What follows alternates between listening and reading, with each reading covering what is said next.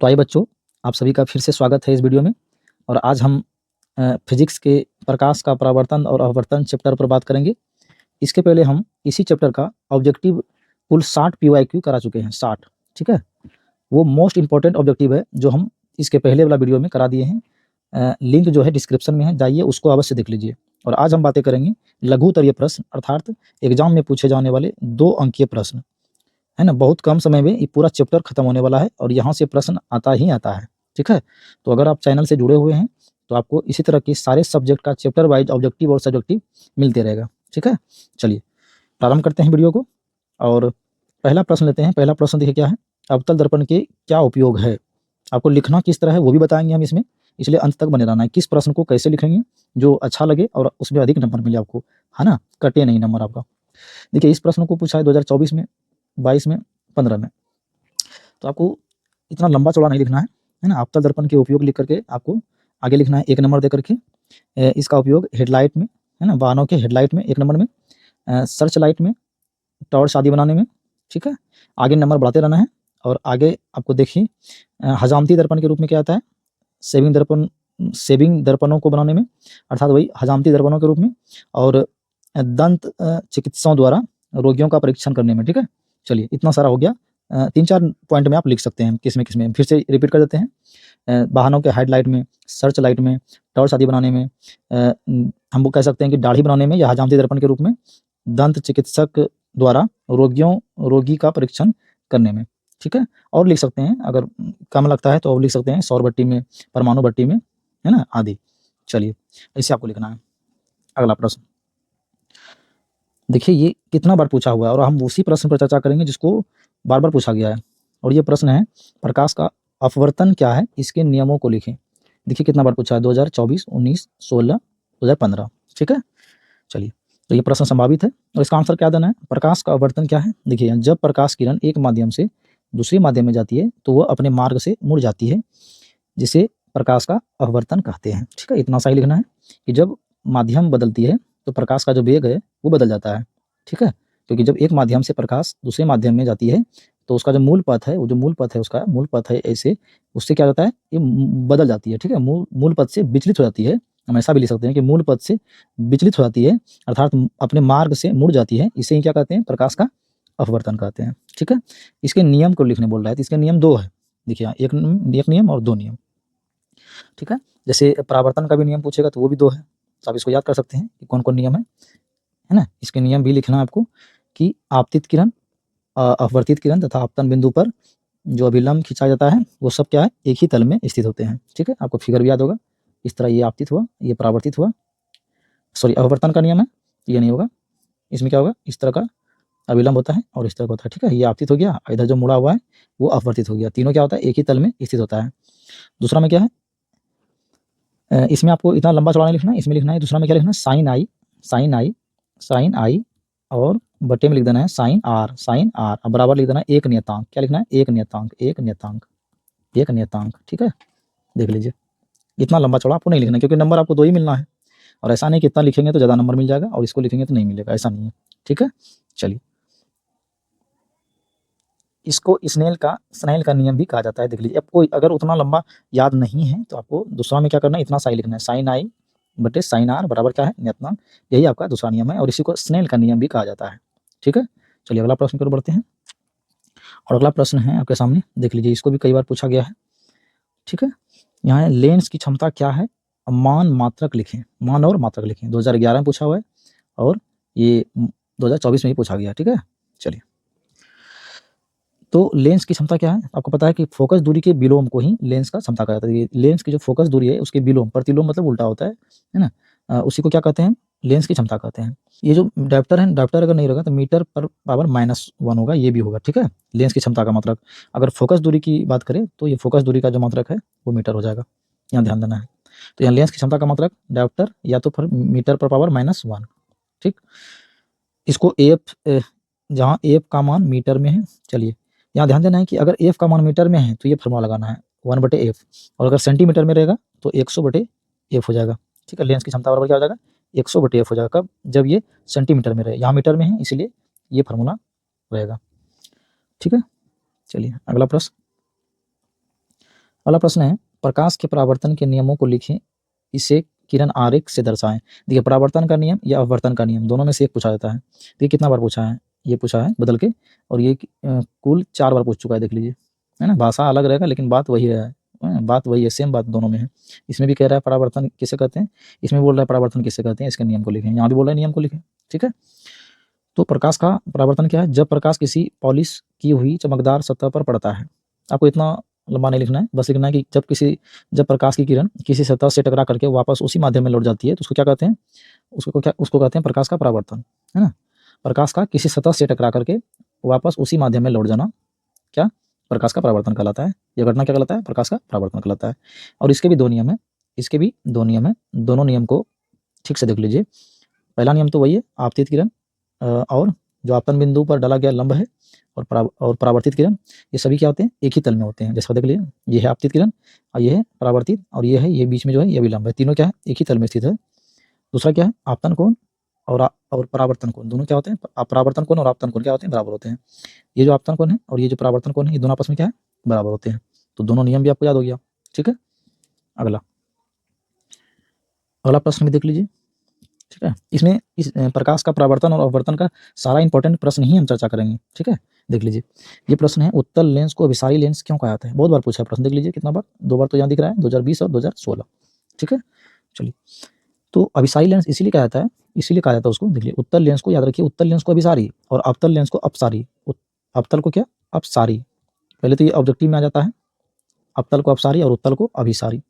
क्यों कहा जाता है, तो इसका रीजन क्या है कि अभिसारी जो लेंस है, यानी उत्तल जो लेंस है, उत्तल लेंस, ये प्रकाश की किरणों को क्या करता है ना, एक बिंदु पर जाकर के मिला देती है, अभिसरित कर देती है। अभिसरित कर देने का मतलब होता है कि एक बिंदु पर आकर के क्या कर देती है, मिला देती है, एक बिंदु पर मिला देती है, समेट लेती है ये, ठीक है।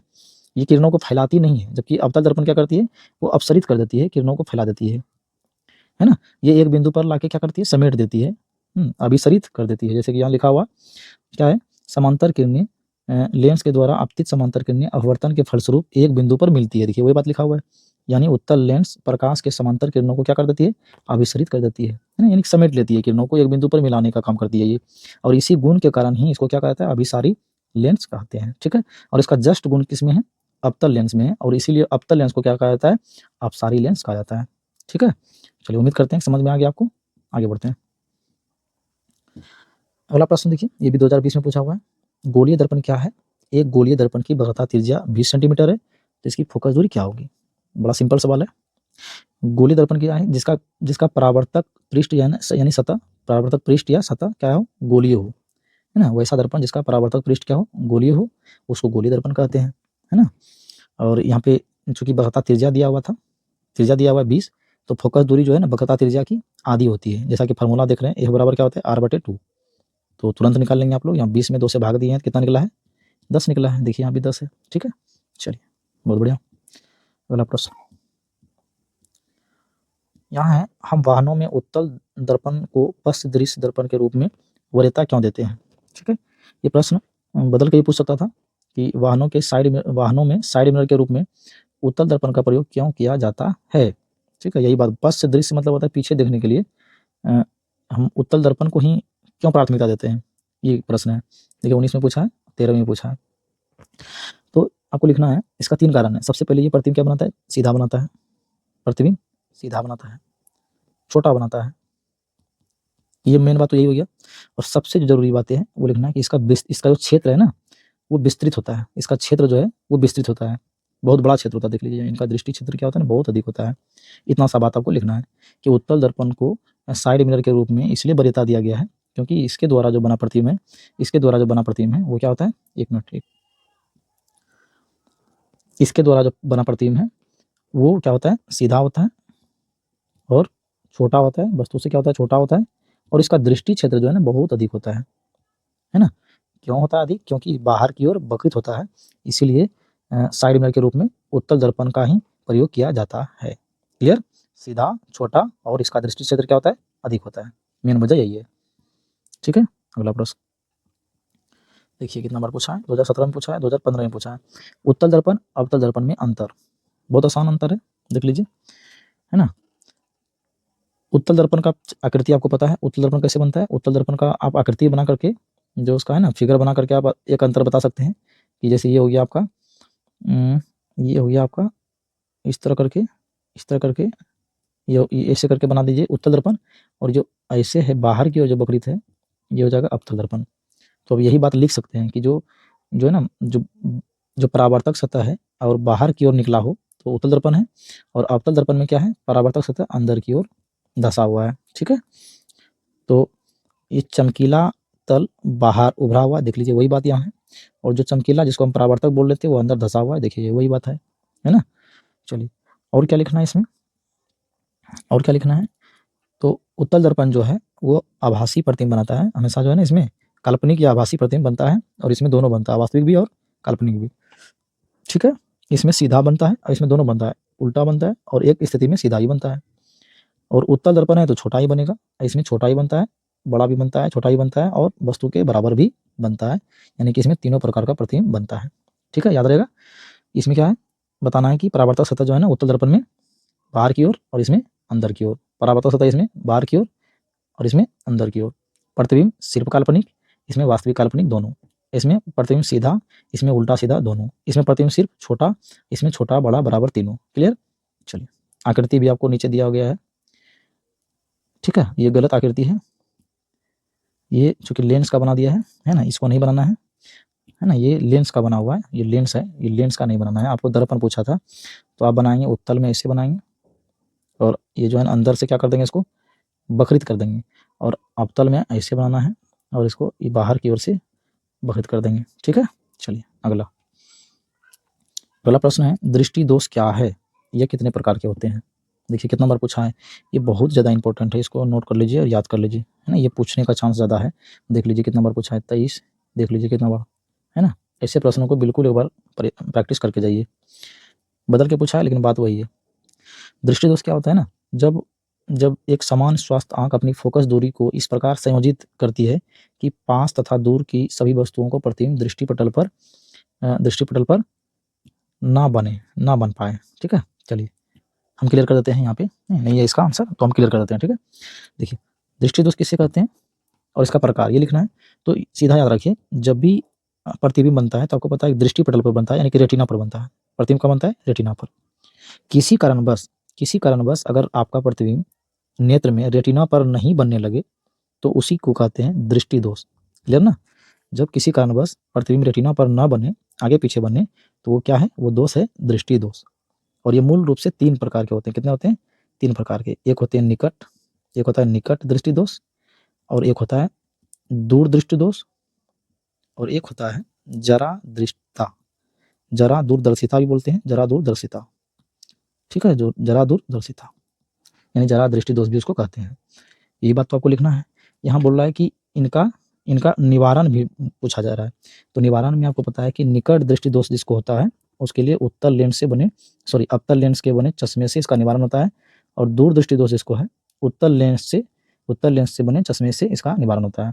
और इसका जरा दूरदर्शिता जो है इसके लिए चाहिए द्विफोक्सी लेंस। ठीक है, तो ये तीनों के लिए, ये तीनों प्रकार का जो लेंस है इसके बने चश्मे चाहिए। निकट के लिए अवतल, दूर के लिए उत्तल लेंस से बने चश्मे, और जरा के लिए द्विफोक्सी। ठीक है, चलिए अगला प्रश्न है, तारे और ग्रह में क्या अंतर है। तारों और ग्रहों में निम्नलिखित अंतर है। देखिए 2022 में पूछा गया है, और आप लिख सकते हैं कि पहला अंतर क्या है, तारों का आकार ग्रहों की अपेक्षा बहुत विशाल है। बहुत बढ़िया, है ना। तारों का जो आकार है वो ग्रहों से बहुत बड़ा होता है, बहुत विशाल होता है ना। इनके छोटे दिखाई पड़ने का कारण यह है कि पृथ्वी से बहुत दूर है। चलिए यहाँ ये बात हमको नहीं लिखना है क्योंकि ये अंतर पूछा है ना। ये तब लिखेंगे जब ऐसा कहे कि छोटा क्यों दिखाई देता है, तो आपको इतना सा लिखना है 1 नंबर में। दूसरा नंबर बोल रहा है, रात में तारे स्वच्छ आकाश में टिमटिमाते दिखाई पड़ते हैं जबकि ग्रह टिमटिमाते नहीं है। चलिए आपको क्या लिखना है शॉर्ट में, कि तारे टिमटिमाते हैं, सॉरी तारे जो है ना टिमटिमाते दिखाई पड़ते हैं जबकि ग्रह टिमटिमाते नहीं है। क्लियर। तीसरा लिखना है, आकाश में तारे अपनी अपेक्षित स्थिति नहीं बदलते हैं, यानी कि तारों को जो अपेक्षित स्थिति है वो नहीं बदलते हैं। ग्रहों की जो अपेक्षित स्थिति है वो प्रत्येक दिन बदलती रहती है। ठीक है, ऐसे लिखना है आपको। अगला प्रश्न है, तारे क्यों टिमटिमाते हैं। तारे क्यों टिमटिमाते हैं, देखिए इसका एक लाइन में अगर आंसर देंगे तो इसका एक लाइन में आंसर हो जाएगा वायुमंडलीय अपवर्तन के कारण। क्या आंसर हो जाएगा, वायुमंडलीय अपवर्तन के कारण। क्या होता है ना, जब पृथ्वी पर जो तारों से प्रकाश है पृथ्वी तक पहुंचती है तो कई बार क्या होती है, अपवर्तन वाली घटना घटित होती है।